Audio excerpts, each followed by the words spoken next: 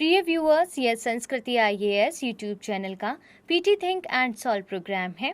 इस प्रोग्राम के अंतर्गत प्रत्येक दिन यूपीएससी और स्टेट पीसीएस से संबंधित 5 प्रश्न व्याख्या सहित उत्तर के साथ दिए जाएंगे। हमें आशा है कि यह प्रोग्राम आपकी तैयारी में मददगार साबित होगा। तो चलिए देखते हैं आज के अपने प्रश्नों को। एंटी हेल गन के संदर्भ में निम्नलिखित में से कौन से कथन सही नहीं है? ऐसे प्रश्नों को मैं बार बार बोलती हूँ, ध्यान से देखिए, क्योंकि इसमें नहीं पूछा गया है। यह मशीन आघात तरंगों को उत्पन्न करती है जिसकी गति ध्वनि की गति से भी तेज है।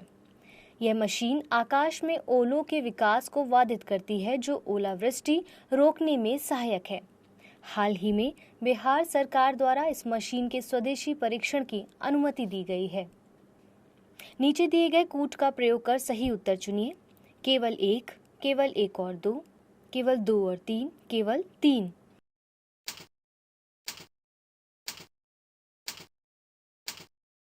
सही उत्तर क्या होगा, जल्दी से बताइए। Option D. इसकी व्याख्या देख लेते हैं। एंटी हेलगन मशीन स्थिर ढांचे वाली कुछ मीटर उल्टे टावर के समान दिखाई देती है। इसमें एक शंक्वाकार लंबी तथा संकीर्ण नली होती है जिसका मुंह आकाश की ओर होता है, जिसके नीचे कक्ष में एसिटिलीन गैस और वायु का विस्फोटक मिश्रण भरा हुआ होता है जो बंदूक के दागे जाने पर आघात तरंग उत्पन्न करता है।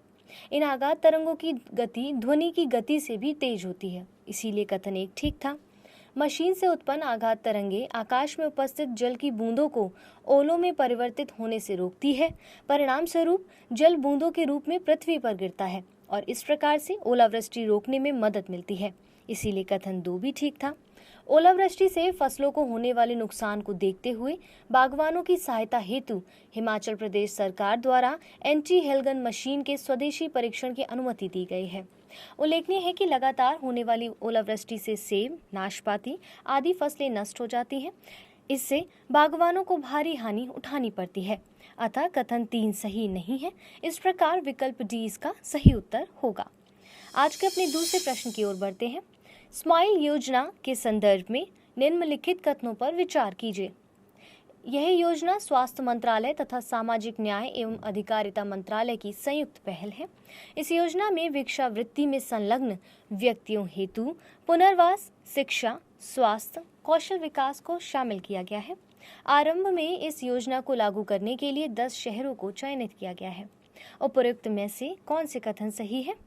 केवल एक और दो, केवल एक और तीन, केवल 2 और 3, 1, 2 और 3।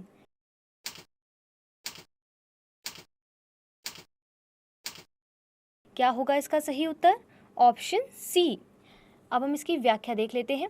सामाजिक न्याय एवं अधिकारिता मंत्रालय ने सीमांत व्यक्तियों को आजीविका तथा उद्यम समर्थन प्रदान करने के लिए स्माइल नाम से योजना तैयार की है। इसमें भिक्षावृत्ति में संलग्न व्यक्तियों के व्यापक पुनर्वास हेतु एक केंद्रीय क्षेत्रक उप योजना को शामिल किया गया है। अतः कथन 1 सही नहीं है।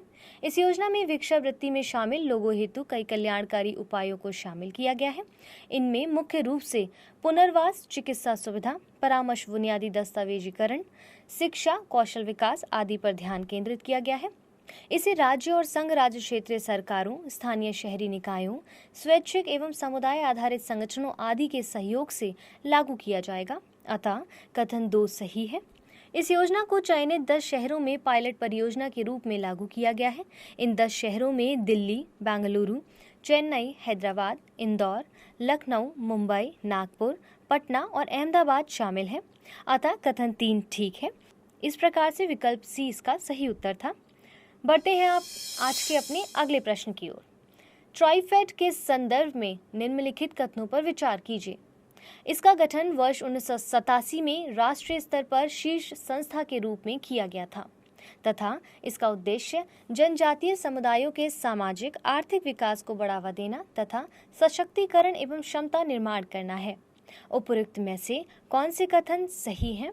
केवल एक, केवल दो, एक और दो दोनों, ना तो एक ना ही दो।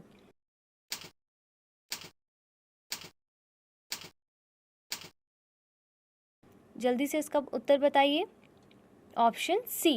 ट्राइफेड का गठन वर्ष 1987 में जनजातीय मामलों के मंत्रालय के प्रशासनिक नियंत्रण के तहत एक राष्ट्रीय स्तर की शीर्ष संस्था के रूप में किया गया था। इसका मुख्यालय नई दिल्ली में स्थित है। यह देश में विभिन्न स्थानों पर स्थित 15 क्षेत्रीय कार्यालयों का एक नेटवर्क है। इसका उद्देश्य जनजातीय लोगों का सामाजिक आर्थिक विकास, ज्ञान, उपकरण और सूचना के साथ सशक्तिकरण एवं क्षमता निर्माण करना है। अतः कथन 1 और 2 दोनों सही है, इसलिए इसका सही उत्तर क्या था? Option C. आज के अपने चौथे प्रश्न को देख लेते हैं। वाइपाराजोल ऑर्गेनिक क्रिस्टल के संदर्भ में निम्नलिखित कथनों पर विचार कीजिए। इसे शिक्षा एवं अनुसंधान संस्थान कोलकाता द्वारा विकसित किया गया है। इसके द्वारा अंतरिक्ष यान आदि में इस्तेमाल होने वाले इलेक्ट्रॉनिक उपकरण क्षतिग्रस्त होने पर स्वयं ठीक हो सकेंगे। उपयुक्त में से कौन से कथन सही है? केवल 1, केवल 2, 1 और 2 दोनों, ना तो 1 ना ही 2।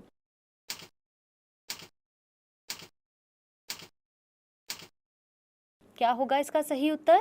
Option C. व्याख्या से समझ लेते हैं। वाइपाराजोल ऑर्गेनिक क्रिस्टल के द्वारा अंतरिक्ष यान आदि में इस्तेमाल होने वाले इलेक्ट्रॉनिक उपकरण क्षतिग्रस्त होने पर खुद ही ठीक हो सकेंगे। वैज्ञानिकों द्वारा हाल ही में विकसित पदार्थ यांत्रिक टक्कर से उत्पन्न इलेक्ट्रिकल चार्ज की मदद से अपनी यांत्रिक क्षति की मरम्मत कर सकते हैं। इसे भारतीय विज्ञान, शिक्षा एवं अनुसंधान संस्थान कोलकाता के शोधकर्ताओं ने भारतीय प्रौद्योगिकी संस्थान खड़गपुर के सहयोग से विकसित किया है। यह बिना किसी बाहरी हस्तक्षेप के उपकरण में होने वाली यांत्रिक क्षति को स्वयं ठीक करने में सक्षम है। अतः कथन 1 और 2 दोनों सही थे, इसीलिए इसका सही उत्तर क्या था? Option C. आज के अपने अंतिम प्रश्न को देख लेते हैं। धौलावीरा के संदर्भ में निम्नलिखित कथनों पर विचार कीजिए। यह भारत में दूसरा सबसे बड़ा हड़प्पा स्थल है। यूनेस्को की विश्व धरोहर सूची में शामिल यह गुजरात का चौथा तथा भारत का 40वां स्थल है। यह अति विशिष्ट जल प्रबंधन प्रणाली वाले हड़प्पा सभ्यता के महत्वपूर्ण नगरों में से एक था। इस स्थल की खोज सर्वप्रथम RS विष्ट द्वारा वर्ष 1967 से 68 में की गई थी। उपरोक्त में से कौन से कथन सही है? केवल 1 और 2, केवल 2 और 3, केवल 1, 2 और 3, 1, 2, 3 और 4।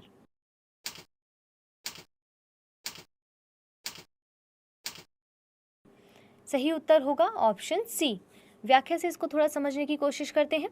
धौलावीरा नामक स्थल गुजरात के कच्छ जिले के भचाऊ तालुका में मासर एवं मानहर नदियों के संगम पर स्थित है। यह भारत का दूसरा सबसे बड़ा हड़प्पा स्थल है। इस स्थल की खोज जगतपति जोशी ने वर्ष 1967 से 68 में की, लेकिन इसका विस्तृत उत्खनन वर्ष 1990 से 91 में रविंद्र सिंह बिष्ट ने किया था। यह स्थल अपनी अद्भुत नगर योजना, दुर्वेद्य प्राचीर एवं अति विशिष्ट जल प्रबंधन व्यवस्था के कारण हड़प्पा सभ्यता के महत्वपूर्ण नगरों में से एक था। यहाँ से पाषाण स्थापत्य के उत्कृष्ट नमूने का साक्ष्य भी प्राप्त हुआ है। हाल ही में धौलावीरा को यूनेस्को की विश्व धरोहर सूची में शामिल किया गया है।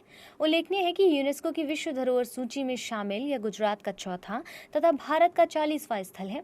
अतः कथन 1, 2 और 3 सही है, जबकि कथन 4 सही नहीं है। विकल्प सी इसका सही उत्तर होगा।